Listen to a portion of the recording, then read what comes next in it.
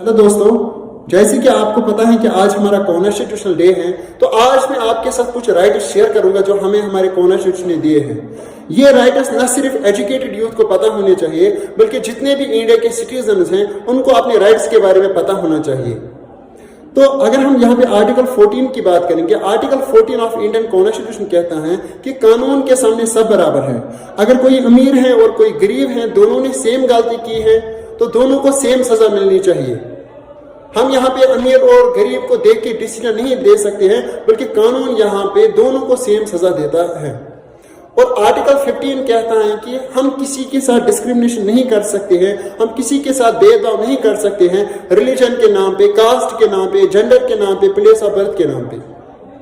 और आर्टिकल 16 कहता है कि हमारे यहाँ राइट टू वर्क दिया गया है, जो भी इंडिया में लीगल वर्क है हम वो कर सकते हैं।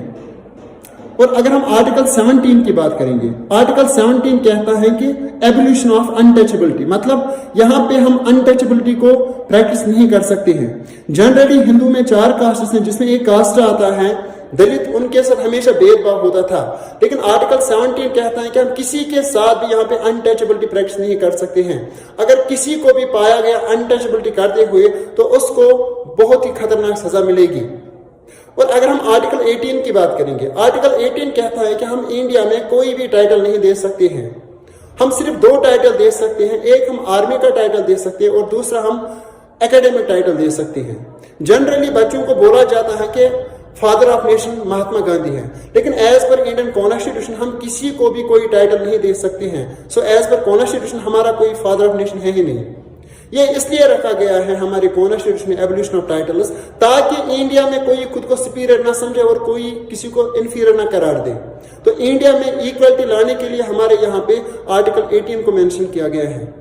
यहाँ पे बहुत सारे आर्टिकल्स हैं जो आपको पता होने चाहिए, लाइक आर्टिकल 19 जिसमें हमें राइट स्पीच एंड एक्सप्रेशन दिया गया है। अगर हमारे साथ कहीं पे कोई जुल्म करेगा, कोई ज्यादती करेगा, हम उसके खिलाफ आवाज उठा सकते हैं।